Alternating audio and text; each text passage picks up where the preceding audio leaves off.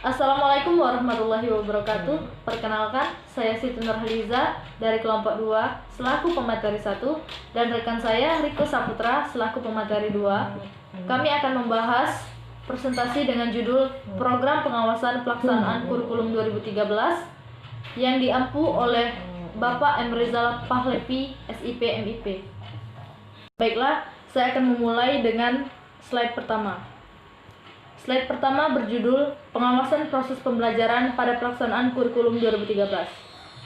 Ketika sebuah satuan pendidikan atau sekolah mengimplementasikan atau menerapkan kurikulum 2013, maka sesuai amanat Permendikbud nomor 65 tahun 2013 tentang standar proses pendidikan dasar dan menengah, maka perlu dilakukan pengawasan dan supervisi. Proses pembelajaran akan diawasi melalui kegiatan pemantauan, supervisi, pelaporan, serta tindak lanjut lainnya. Pengawasan dilakukan secara berkala dan berlanjut.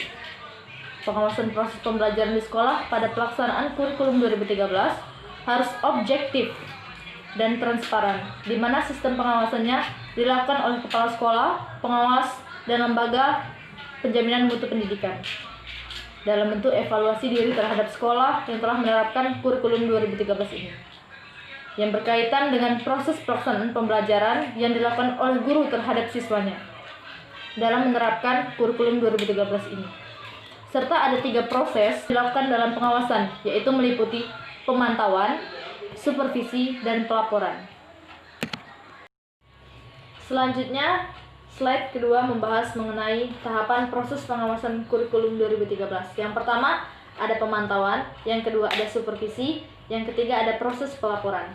Pemantauan meliputi kegiatan perencanaan, kegiatan pelaksanaan pembelajaran, dan kegiatan penilaian hasil belajar siswa. Ada beberapa cara yang dapat dilakukan untuk proses pemantauan ini, seperti dilakukan diskusi kelompok terfokus, pengamatan, pencatatan, wawancara, perekaman kegiatan belajar mengajar di kelas, serta dokumentasi lainnya. Yang kedua, ada supervisi. Supervisi dilakukan sebagai tahap kedua, di mana hal-hal yang menjadi fokus supervisi adalah perencanaan yang dibuat oleh guru, pelaksanaan pembelajaran di kelas, dan penilaian hasil belajar. Supervisi dilakukan melalui beragam cara seperti diskusi, konsultasi, hingga pelatihan. Yang ketiga, proses pelaporan harus memuat hasil kegiatan pemantauan, supervisi yang telah dilakukan tadi, hingga evaluasi proses pembelajaran. Pelaporan diberikan dalam bentuk laporan yang tujuannya adalah untuk melakukan tindak lanjut demi adanya pengembangan keprofesionalan berkelanjutan untuk para guru. Beberapa bentuk tindak lanjut dapat diberikan kepada guru-guru yang telah melaksanakan proses pembelajaran yang mengimplementasikan kurikulum 2013 ini, seperti adanya penguatan atau penghargaan kepada guru-guru yang telah dapat memenuhi atau melebihi proses pembelajaran yang telah mencapai standar minimal yang telah ditetapkan. Atau tindak lanjut juga dapat diberikan dengan memberikan kesempatan kepada guru-guru tersebut untuk mengikuti program pelatihan. Selanjutnya pembahasan slide ketiga, yaitu mengenai kelebihan kurikulum 2013. Yang pertama, lebih menekankan kepada pendidikan karakter terhadap siswa. Yang kedua, memungkinkan siswa lebih aktif, inovatif, dan kreatif. Yang ketiga, lebih responsif terhadap fenomena sosial yang ada. Yang keempat, proses penilaian dilakukan dari semua aspek. Yang kelima, lembaga memperoleh pendampingan dari pusat. Yang keenam, mendorong guru untuk semakin kreatif sebagai fasilitator pembelajaran. Yang ketujuh, penyediaan fasilitas belajar semakin efisien. Baiklah, slide selanjutnya akan disampaikan oleh pemateri 2, yaitu rekan saya Riko Saputra.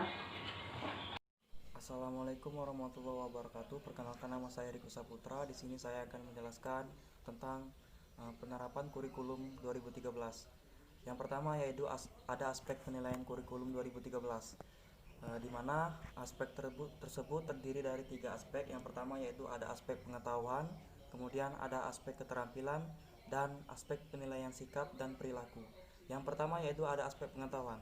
Aspek pengetahuan ini merupakan aspek yang ada di dalam materi pembelajaran untuk menambah wawasan siswa di suatu bidang pembelajaran, di mana siswa harus mampu berpikir kritis terhadap pembelajaran yang telah dihadapi.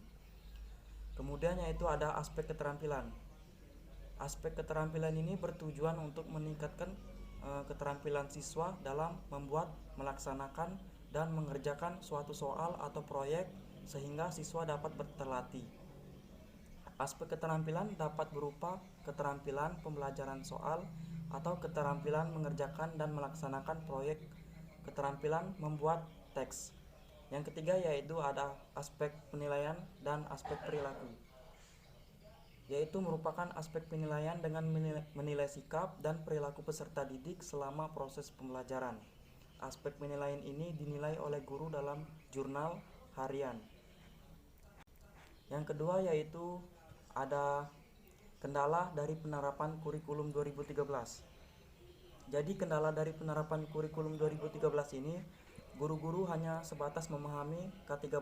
Namun untuk membuat perencanaan dan penerapan di sekolah, mereka belum bisa menjalankan sesuai dengan harapan pemerintah.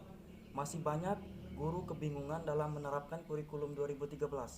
Para guru masih belum paham tentang kompetensi inti dan kompetensi dasar, sehingga mereka kesulitan tentang bagaimana cara mengajar dan menilai. Peserta didik juga masih banyak yang bingung dengan cara belajar K13 ini. Hal inilah yang terlihat dari masih banyaknya peserta didik yang belum siap mengikuti pembelajaran dengan K13. Jadi, peserta didik ini mengalami kesulitan dalam memahami isi, contoh-contoh, dan bahasa dalam buku teks. Kurikulum 2013 ini materinya terlalu tinggi, dan di mana K13 ini siswalah yang dituntut harus berperan aktif dalam proses pembelajaran berlangsung. Guru yang menggunakan teknologi informasi dalam proses pembelajaran mengajar itu sangat jarang menggunakan media pembelajaran, sehingga belajar yang bersifat abstrak, apalagi media berbasis teknologi informasi dan komunikasi TIK. Dalam kurikulum 2013, keharusan guru dalam mendorong dan mendukung siswa ke arah kreatif TIK mutlak yang dilaksanakan. Yang ketiga, ada konsep kurikulum K13. Konsep kurikulum K13 ini yaitu seimbang antara hard skill dan soft skill. Dimulai dari standar kompetensi lulusan, standar isi, kemudian standar proses dan standar penilaian.